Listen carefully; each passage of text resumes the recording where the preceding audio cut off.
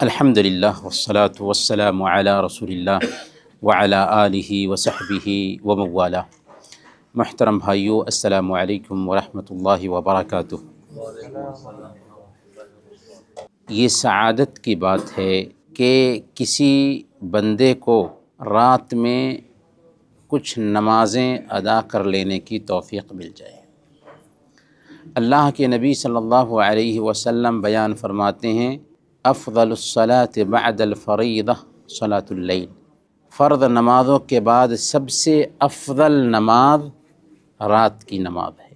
اور رات کی نمازوں میں سے پہر میں اگر رات کے تیسرے پہر میں اگر ہم جاگ پاتے ہیں اور اس وقت کچھ نمازیں پڑھ لیتے ہیں تو یہ سونے پر سہاگا۔ کیوں؟ اس لیے کہ رات کا تیسرا پہر وہ ہے جس میں اللہ تعالیٰ اپنے بندوں کو نوازنے کے لیے بغیر ناغہ کیے ہوئے اپنی شان کے مطابق سمائے دنیا پر اترتا ہے۔ کس لیے اترتا ہے؟ تاکہ بندوں کو عطا کرے، بندوں کو دے۔ صحیح بخاری کی روایت ہے، صحیح مسلم میں بھی یہ روایت آئی ہے۔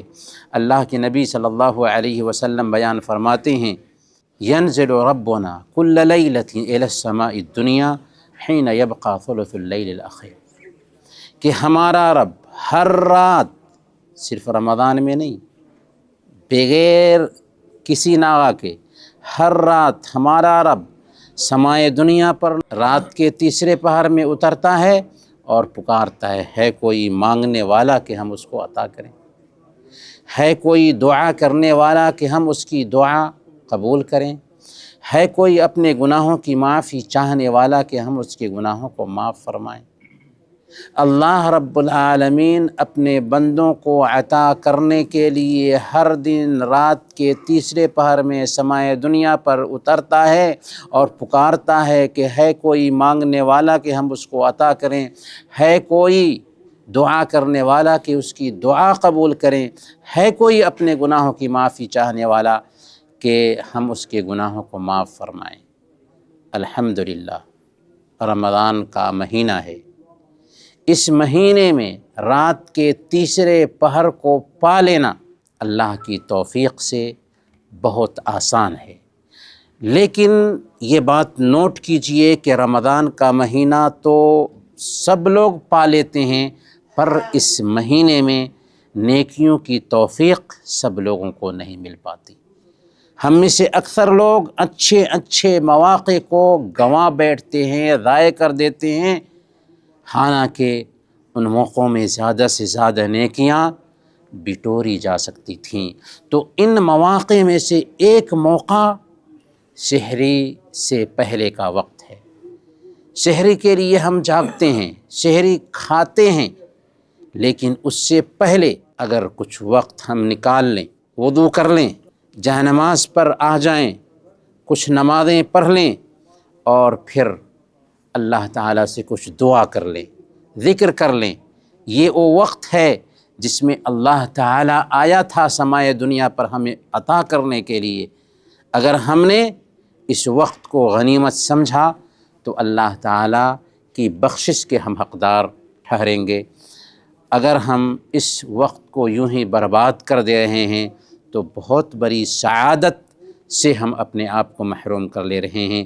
یہ رات تو ہر دن آتی ہے، لیکن رمضان میں اس رات کو پانا بہت آسان ہے، لہذا ہمیں چاہیے کہ رات کے تیسرے پہر میں چند لمحوں کے لیے بھی اللہ تعالیٰ سے لو لگانے کا اہتمام کریں۔ انشاءاللہ کریں گے انشاءاللہ۔ دوسری جو اہم بات ہے رات کی نماز ہی سے متعلق، وہ ہے نماز تراویح۔ نماز تراویح یا قیام اللیل یا تہجد، یہ دراصل ایک ہی نماز ہے، لیکن خاص طور پر عشاء کے بعد جو نماز پڑھی جاتی ہے اس نماز کو نماز تراویح کہتے ہیں۔ تراویح ترویحہ سے ہے کہ اس میں 2 رکعت کے بعد چونکہ آرام کرتے ہیں، اس لیے اس نماز کا نام تراویح رکھا گیا ہے۔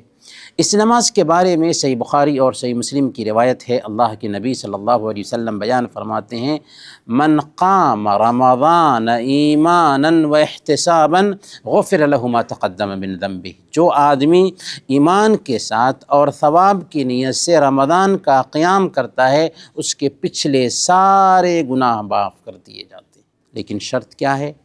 ایمان اور ثواب کی نیت۔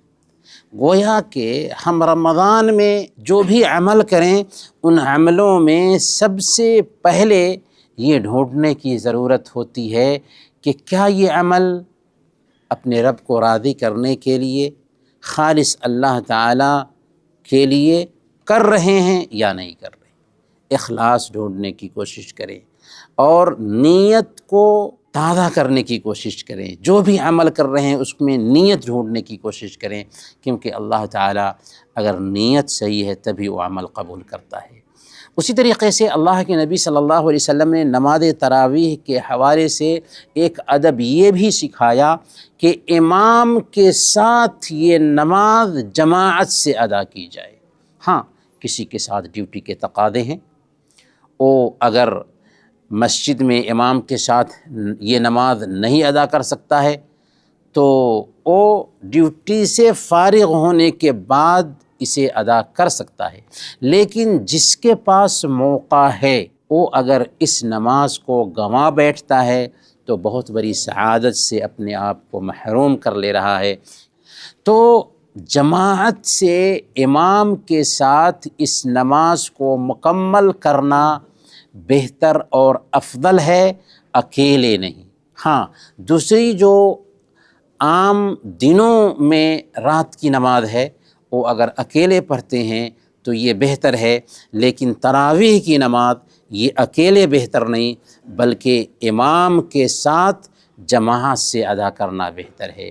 سنن ابی داؤد کی روایت ہے، اللہ کے نبی صلی اللہ علیہ وسلم نے بیان فرمایا تھا، من قام مع الامام حتی ینصرف کتب له قیام لیلہ، جو آدمی امام کے ساتھ قیام کرتا ہے، قیام سے مراد یہ نماز تراویح ہے، جو آدمی امام کے ساتھ قیام کرتا ہے یہاں تک کہ امام لوٹ جاتا ہے تو اسے پوری رات قیام کرنے کا ثواب ملے گا۔ بہت سارے لوگ یہاں پر غلطی کرتے ہیں یہ سوچ کر کے کہ میں رات میں قیام کرنا چاہتا ہوں۔ دیکھیں، دین کی بصیرت اور دین کی سمجھ کے حساب سے دین پر عمل کرنا یہ سعادت کی بات ہوتی ہے، اور اس کی وجہ سے کیا ہوتا ہے کہ عمل کم کرتے ہیں، ثواب زیادہ ملتا ہے، لیکن دینی بصیرت کے بغیر عمل کریں تو عمل بہت زیادہ کریں لیکن ثواب بہت کم ملتا ہے۔ تو اگر کوئی آدمی امام کے ساتھ فارغ ہوتا ہے، امام کے ساتھ مکمل نماز ادا کرتا ہے تو اس کو پوری رات قیام کا ثواب ملتا ہے۔ لیکن کوئی آدمی امام نے 8 رکعت پڑھا اور پھر وہ وہاں سے نکل جاتا ہے، امام کے ساتھ تراویح نہیں پڑھتا اور وہ یہ سوچ رہا تھا کہ میں 2 گھنٹے قیام اللیل کرنے والا ہوں، پھر اس کے بعد وتر کی نماز پڑھوں گا، تو اسے یاد ہونا چاہیے اس کو پوری رات قیام کرنے کا ثواب نہیں ملا۔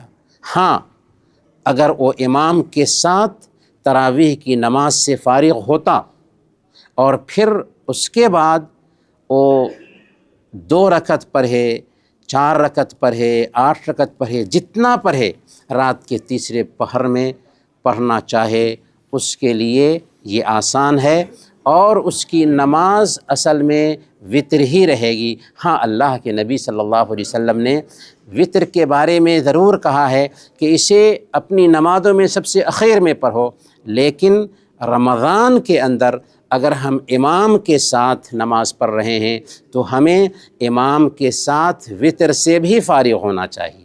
اب ایک اہم سوال یہ ہے کہ تراویح کی نماز کتنی ہونی چاہیے، تو اللہ کے نبی صلی اللہ علیہ وسلم کا اسوہ صحیح بخاری اور صحیح مسلم کی روایت کے مطابق حضرت عائشہ صدیقہ رضی اللہ تعالی عنہ بیان فرماتی ہیں کہ ما کان یزید فی رمضان ولا فی غیرہ علی 11 رکعۃ، کہ اللہ کے نبی صلی اللہ علیہ وسلم جو ہم سب کے آئیڈیل ہیں، رمضان ہو یا غیر رمضان، 11 رکعت سے زیادہ نہیں پڑھتے تھے۔ آپ کا معمول تھا کہ صرف رمضان نہیں بلکہ دوسرے مہینوں میں بھی صرف 11 رکعت پڑھتے تھے، لیکن کیا اس سے زیادہ نہیں پڑھ سکتے ہیں؟ اس بات کی گنجائش ہے کہ ایک آدمی 11 رکعت سے زیادہ بھی پڑھے۔ اللہ کے نبی صلی اللہ علیہ وسلم دوسری حدیث میں بیان فرماتے ہیں صلاۃ اللیل مثنا مثنا، رات کی نماز 2 رکعت کر کے ادا کی جائے۔ تو اس سے پتہ یہ چلا کہ ایک آدمی چاہے تو 40 رکعت بھی پڑھ سکتا ہے، 50 رکعت بھی پڑھ سکتا ہے، جس حد تک چاہے پڑھ لے، لیکن اللہ کے نبی صلی اللہ علیہ وسلم کا جو اسوہ تھا وہ یہ تھا کہ اللہ کے نبی صلی اللہ علیہ وسلم 11 رکعت پڑھتے تھے۔ تو یہ سنت ہے جو رمضان میں تراویح کے نام سے ہمیں اس کا اہتمام کرنا چاہیے اور اس نماز کو کھونا نہیں چاہیے، کیونکہ اگر ہم آدھا گھنٹہ میں بھی یہ نماز ادا کر لیتے ہیں تو ہمیں پوری رات قیام کرنے کا ثواب ملے گا، لیکن شرط یہ ہے کہ ہم امام کے ساتھ اس نماز کو ادا کریں۔ اگر کوئی آدمی یہ سوچ رہا ہے کہ وہ یہ نماز اکیلے میں ادا کرے گا، عذر کی وجہ سے اکیلے میں ادا کیا ہے تو کوئی حرج کی بات نہیں، لیکن بغیر عذر کے اکیلے میں یہ نماز ادا کرتا ہے تو اس کو پوری رات قیام کرنے کا ثواب نہیں ملے گا۔